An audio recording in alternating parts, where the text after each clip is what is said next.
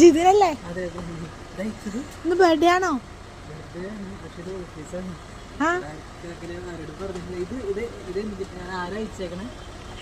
ആരായിരിക്കും? അത് കുഴപ്പമില്ല, അതൊക്കെ നമുക്ക് കൊണ്ടുപോവാം. ആരായിരിക്കും ഒന്ന് ഗസ് ചെയ്ത് നോക്കിയേ.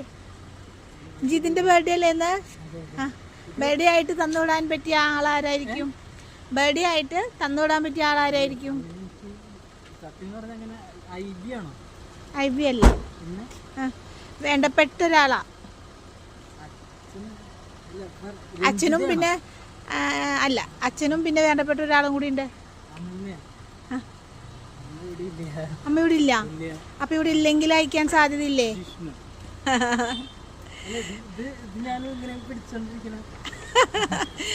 ആകെ ടെൻഷനാണ്. Many many happy returns of the day.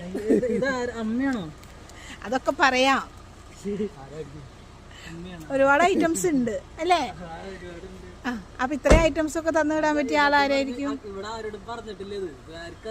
അപ്പൊ എല്ലാവർക്കും കൂടിയിട്ട് സെലിബ്രേറ്റ് ചെയ്യാം. ഹാപ്പി ആണോ? അതൊക്കെ പറയാം, ഒന്ന് ഗസ് ചെയ്യണം. ഇപ്പൊ കൊറേ പേര് പറഞ്ഞു, കൊറേ പേര് പറഞ്ഞു അതില്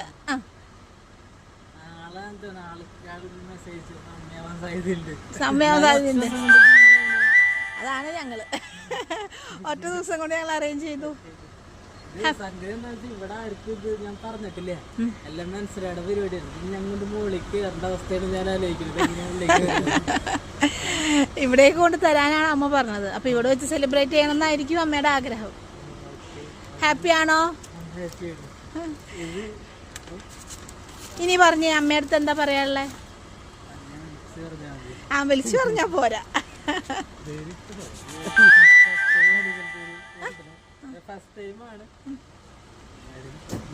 ഒട്ടും പ്രതീക്ഷിച്ചില്ല. ഹാപ്പിയാണ്. സ്പെഷ്യലായിട്ട് എന്തെങ്കിലും അമ്മയടുത്ത് പറയണോ? ആകെ സർപ്രൈസ്ഡ് ആയിട്ട് വണ്ടറടിച്ചിരിക്കണം അല്ലേ? എന്താ പറയണ്ടേന്ന് അറിയില്ല.